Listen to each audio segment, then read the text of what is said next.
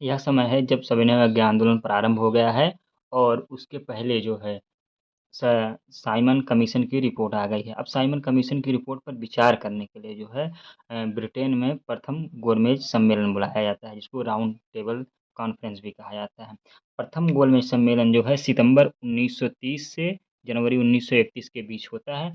इसका जो उद्देश्य था, वह मेनली यही उद्देश्य था कि साइमन कमीशन की रिपोर्ट पर विचार किया जाए कि भारत में और सारी चीज़ें प्रशासन में कैसी चीज़ों को सुधार किया जा सकता है। उस समय जो प्रथम गोलमेज सम्मेलन का उद्घाटन करता थे, वह वहाँ के सम्राट जो है जॉर्ज पंचम थे। अर्थात अगर पूछा जाएगा प्रथम गोलमेज सम्मेलन का उद्घाटन किसने किया, तो जॉर्ज पंचम के द्वारा किया गया और उसकी अध्यक्षता जो है वहाँ के प्रधानमंत्री रैमजे मैकडोनाल्ड ने किया था।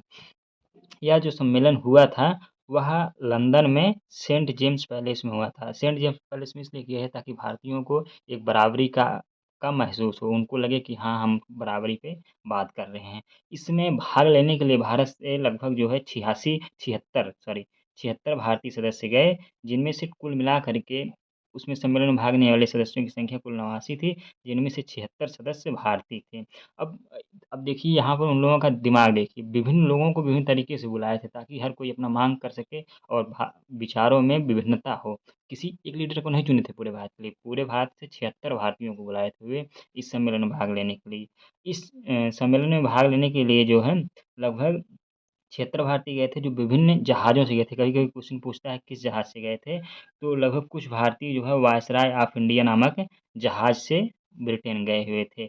लेकिन इसका प्रथम गोलमेज सम्मेलन का जो परिणाम आता है वह असफल रहता है। क्यों असफल रहता है? क्योंकि इसमें कांग्रेस ने भाग नहीं लिया था।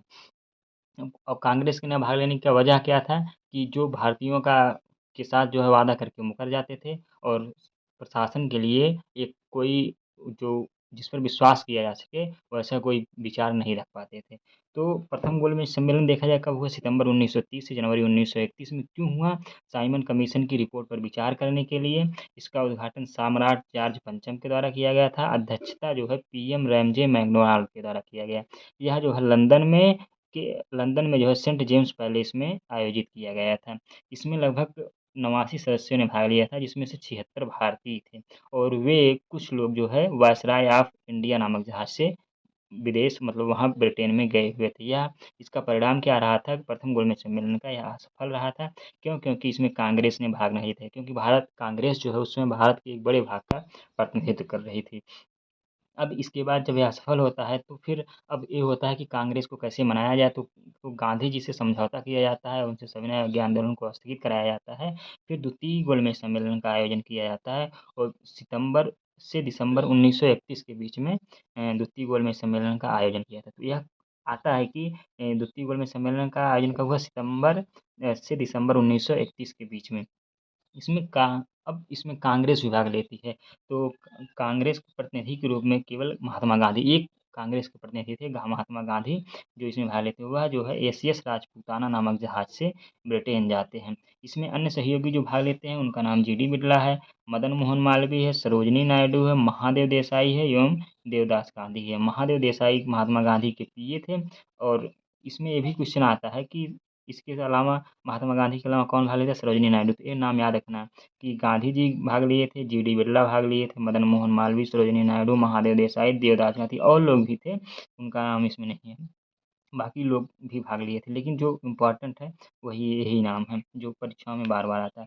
बाकी अन्य सदस्य गांधी जी जो है वह एसएस राजपूताना जहाज़ से गए थे, जबकि और अन्य सदस्य जो है एसएस मुल्तान नामक जहाज़ से गए थे। यह क्वेश्चन पूछा जाता है किस जहाज़ से गांधी जी गए थे? तो एसएस राजपूताना नामक जहाज़ से गए थे। उस समय ब्रिटेन के पीएम रैमजे मैकडोनाल्ड थे और जो भारत सचिव थे वह सैमुअल होवर थे, जबकि वायसराय जो है विलिंगटन थे। तो अब इसको आगे बढ़ाने के लिए सारी चीज़ें की जाती हैं कि भारत में कैसे प्रशासन को और सही किया जा सकता है। द्वितीय गोलमेज सम्मेलन हो रहा था, तो उस समय कुछ अंग्रेज थे जो गांधी जी से गुस्सा भी हो गए थे। तो गांधी जी को उन्होंने जिसमें विंस्टन चर्चिल ने गांधी जी को तो देशद्रोही फ़कीर कह दिया।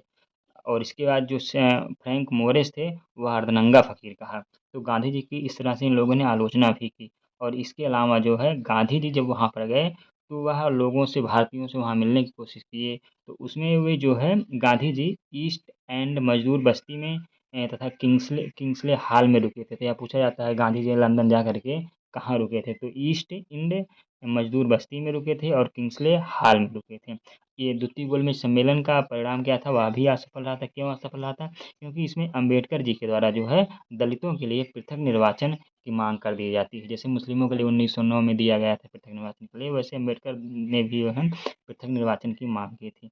अब जब द्वितीय गोलमेज सम्मेलन असफल हो जाता है, फिर तृतीय गोलमेज सम्मेलन बुलाया जाता है नवंबर से दिसंबर 1932 में, जिसमें कांग्रेस भाग नहीं लेती है क्योंकि उसकी बातों को नहीं माना जाता है।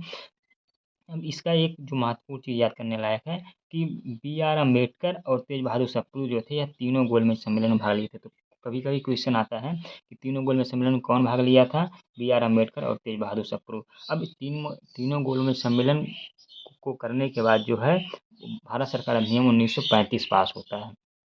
तो अगर देखा जाए तो इस तरह से जो गोलमेज सम्मेलन था, वह भारतीयों की तरह से असफल ही रहा था, लेकिन वह उसका उद्देश्य था कि ब्रिटेन किसी तरह से प्रशासन में सुधार करे। वह अपनी मनमानी, बस राउंड टेबल सम्मेलन जो है एक अपने नाम का था, बाकी कुछ नहीं था। तो इस तरह से यह तीनों गोलमेज सम्मेलन संपन्न होता है।